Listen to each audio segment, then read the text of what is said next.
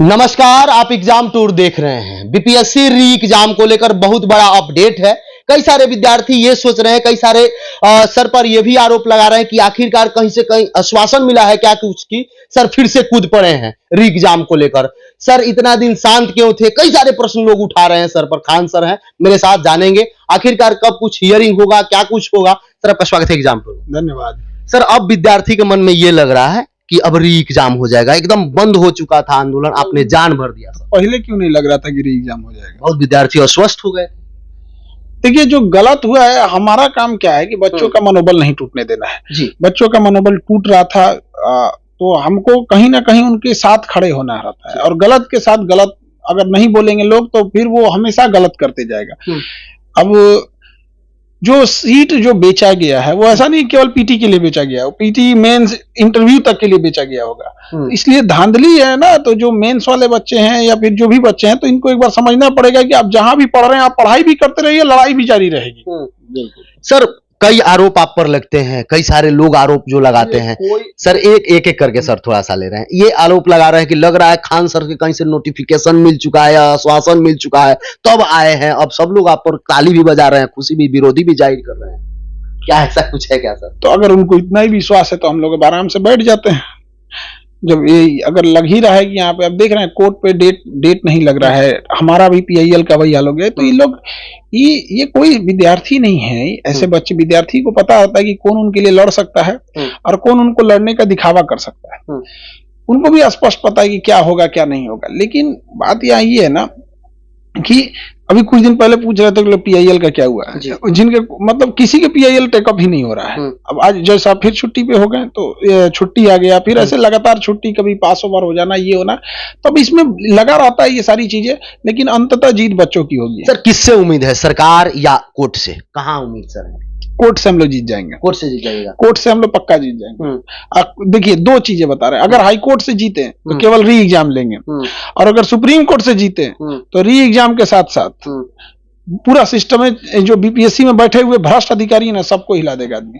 Sir supreme court आप बोल रहे हैं, सुप्रीम कोर्ट ने बीपीएससी अधिकारी से कई सारे नियुक्ति पर सवाल कर दिया। 4 सप्ताह के भीतर सर जवाब देना, उसका क्या मामला है? ये तो नियुक्ति पूरी तरह से फर्जी थी। वापस जाएंगे, इनको पद से हटाया जाएगा। पहले से इनके ऊपर एलिगेशन लग रहा है, अध्यक्ष के ऊपर पहले से ही हम लोग सवाल उठा रहे थे कि अध्यक्ष ठीक नहीं है।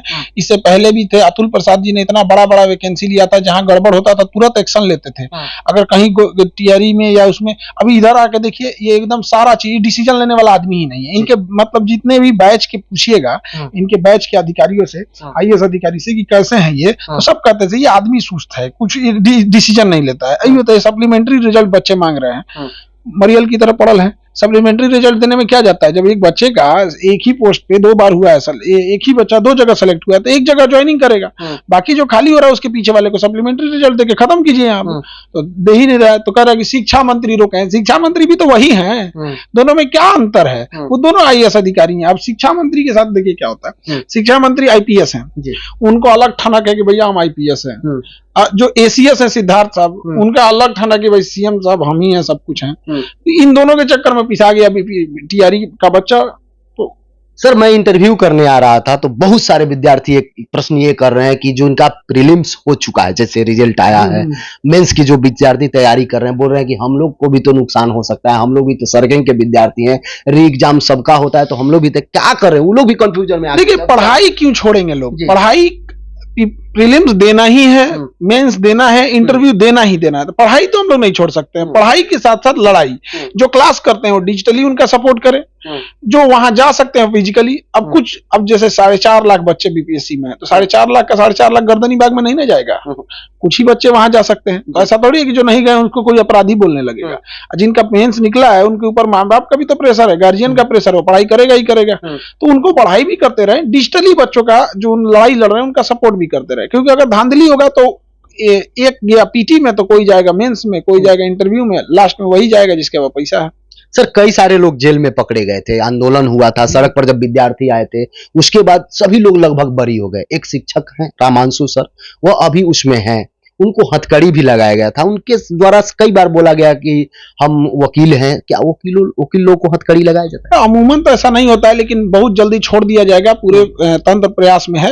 हमको लगता है कि एक आध दिन में बाहर आ जाएंगे। और प्रशासन ने जो दमनकारी नीति अपनाया, जिन लड़कियों को मारा गया, जिन लड़कों को मारा गया, बिना नेम प्लेट के बच्चों को दौड़ा दौड़ा के मारा गया, तो इनके खिलाफ भी कार्रवाई होगा। और हाईकोर्ट और मानवाधिकार दोनों जगह से होगा। दोनों जगह से पूरी तैयारी है। लेकिन वकील लोगों ने हम लोग को सलाह दिया कि देखिए, पहले अभी आप री एग्जाम की बात कीजिए, वरना एक साथ 5-6 मुद्दा करेंगे तो गड़बड़ हो जाएगा।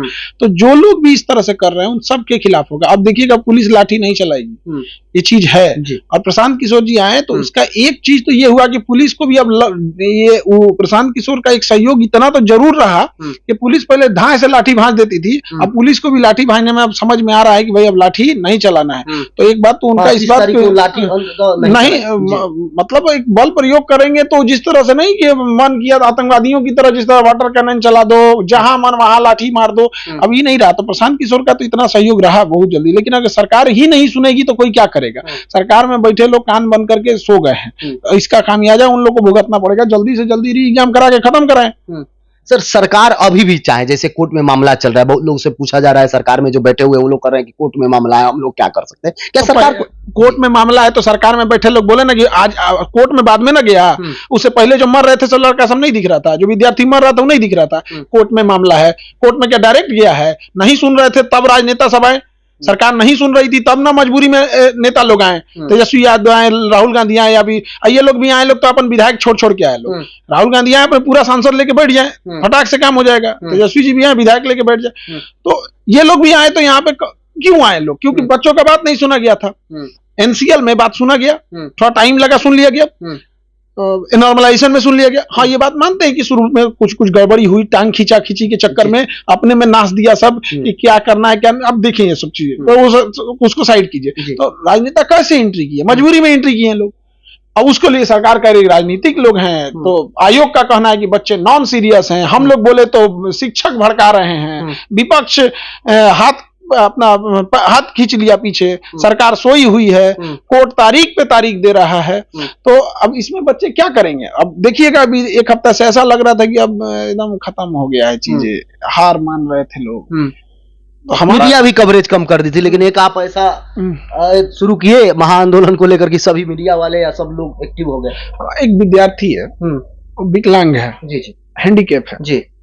उसको प्रशासन ने कहा ना कि तुम गर्दनी बाग में मर जाओगे ना, फांसी लगा के तुम पूछने नहीं जाएंगे। मेरा मतलब ये बात दिल पे लग गई। पूछना तो मजबूरी बनेगी आपकी, गर्दनी बाग में ही आके आप पूछिएगा और लेके आइएगा एग्जाम। इस तरह किसी विकलांग को आप बोलिएगा, हम लोग चुप बैठ जाएंगे। और चीजें बीच बीच में कुछ ऐसी घटनाएं हुई, हम लोग को लगा कि इतने बड़े बड़े राजनेता आ रहे हैं, लोग तो चुटकी में करा ही देंगे। तो हम लोग को लगा कि भाई अब ये लोग करा सकते हैं, ये सक्षम है, तो फिर ये करा दे। सर, नेता पर भी आरोप लगता है और आप पर भी लोग आरोप लगाते हैं कि शिक्षक लोगों की क्या जरूरत थी, इसी तरह हम लोग री एग्जाम करा देते। कितना कठिन होता होगा सर? कई लोग आप पर ये भी आरोप लगाते हैं कि फेमस होने के लिए कर रहे हैं, प्रसिद्धि होने। अब दुनिया का सबसे बड़ा चैनल है मेरा, अब कितना फेमस होगा आदमी, उब गया है आदमी अभी सब चीजों से। देखते हैं अभी तो नॉर्मलाइजेशन हुआ, ये हुआ, एक भी वीडियो बताइए मेरे चैनल पे गया हो तो ये तो बेवकूफ लोग हैं, सभी घटिया मानसिकता वाले हैं, सभी। ये वो बोलता है जिसको खुद फेमस होने का शौक है, सोचता है कि कुछ बात बोलेंगे तो होगा। जो ये कहते हैं हम स्वयं करा सकते हैं, हम उन सबको कहते हैं कि मेरी शुभकामनाएं है, पूरा सहयोग है, आप करा दीजिए।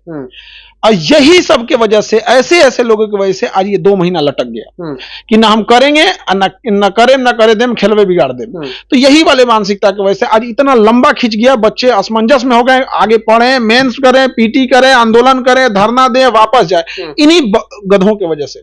सर, कई जगह तो ये भी चर्चाएं हैं कि 71 का भी नोटिफिकेशन बहुत जल्द आ जाएगा। सर, ये बीपीएससी अपने चहेते कुछ लोग हैं, बीपीएससी के करीबी, उनके माध्यम से ये संदेश फैलवा रहा है ताकि बच्चे अब लौट जाएं। जो गर्दनी बाग में इतने दिन से पीटा के, कितने बेरहमी से बच्चों को पीटा गया, थाने में बच्चों को गाली दिया गया, झांसी की रानी की तरह लड़ी खुशबू पाठक, एक महिला को हथकड़ी लगा के जेल भेजते शर्म नहीं लगी? वो लड़की अपने लिए लड़ रही थी।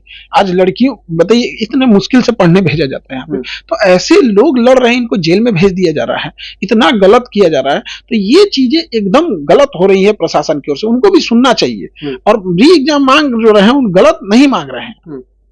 सर, बहुत बहुत धन्यवाद।